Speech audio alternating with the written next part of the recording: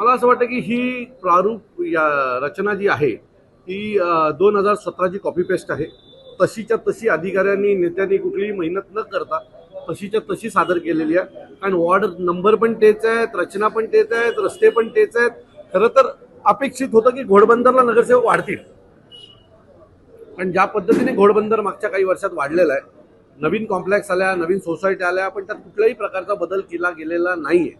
So त्याचा अर्थ काय हा हे आम्हाला कळलेलं नाहीये.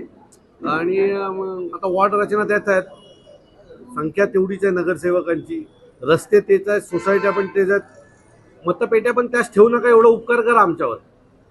नाही तर त्याच मतपेट्यांमध्ये जेवढी आहेत तेवढी मतं टाकून परत घेऊन यायची. कारण आम्हाला यांनी केलेल्या कामांची भीती नाही आहे, कारण यांनी कामच केले नाहीत, यांनी सरळ पैसे खाल्लेले आहेत. आम्हाला फक्त भीती जर कसली असली तर मतपेट्यांची आहे. आणि मतपेट्यांमध्ये जर काही झोल झाला नाही तर या वेळेला यांचं पानिपत केल्याशिवाय आम्ही राहणार नाही. ठाण्याचा सगळ्यात मोठा मुद्दा जो आहे तो ट्रॅफिकचा आहे. कारण आज ठाण्यातनं मी घोडबंदर ठाण्यात इथनं निघालो आणि जर मला फाउंटनला जायचं असेल तर 2.5-3 तास लागतात. मेट्रोचं काम मागील अनेक वर्षापासून तसं पडलंय. निवडणुका आली का आश्वासनं देतात, पण कुठेही मेट्रोचं काम पूर्ण होतानाची चिन्ह दिसत नाही. कारण बरेचसे मधले मोठे पॅच आजही बाकी आहेत. तुम्ही इथनं काल अंबरनाथला जायला मला 3.5 तास लागले. शिळफाटा पूर्ण जाम आहे. ते सगळं पाहिल्याच्या नंतर मला असं वाटतंय की ट्रॅफिकचा मुद्दा हा ठाण्यातला अतिशय महत्त्वाचा मुद्दा राहील या निवडणुकीमध्ये, या प्रचारांमध्ये.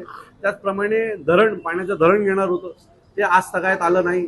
त्याच्यातही भ्रष्टाचार झालेला आहे. कारण जिथे धरणाचा आपला आराखडा बनवण्यात आला त्याच्या आजूबाजूच्या सगळ्याच जागा अनेक नगरसेवकांनी त्यांच्या नातेवाईकांच्या नावावर विकत घेतल्यात आणि तिथला रेट वाढवून ठेवलेला आहे. तो एक मुद्दा होणार आहे.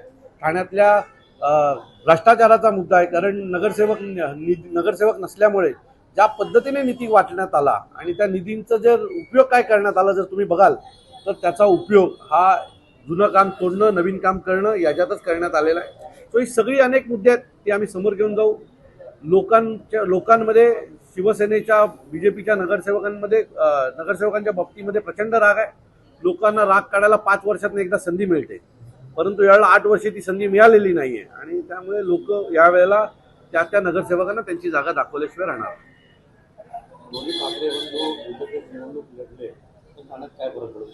मी तुम्हाला सांगतो, लोकांमध्ये ठाकरे निवडणूक एकत्र लढण्याच्या बाबतीमध्ये प्रचंड उत्साह आहे. आणि ज्या पद्धतीने एका बाजूला उद्धव साहेब असतील, आमच्या राजसाहेबांचा प्रचाराची धुरा असेल, हे पाहिल्याच्या नंतर खात्रीने सांगतो की शिंदे गटाचा इथे पानिपत झाल्याशिवाय राहणार. त्याचं कारण असं आहे की शिंदे गटाला त्याचा मतदारच माहीत नाही. कारण त्यांनी वेगळं झाल्याच्या नंतर आज तगायत एकही निवडणूक एकटी लढलेली नाहीये. आणि जर त्यांनी एकटी निवडणूक लढण्याचा प्रयत्न केला तर ऑलरेडी उभाटाचा मतदार त्यांच्या सोबत आहे. हा त्यांच्याबरोबर असलेला मतदार हा भारतीय जनता पक्षाचा नाही ना, हे बघणं खूप गरजेचं आहे. कारण भारतीय जनता पक्षाचा तो मतदार असेल तर शिंदेंना खूप त्रास होईल. आणि शिंदेंना आता जे काही दिसतंय खूप मोठ्या प्रमाणात दाखवलं जात आहे. कारण त्यांनी त्यांचे नगरसेवक नेले, प्रमुख पदाधिकारी नेले, मतदार घेऊन जाऊ शकले नाहीत. तर तो मतदार नक्की कोणाचा आहे तो आपल्याला पाहावं लागेल. एबीपी माझा, उघडा डोळे बघा नीट.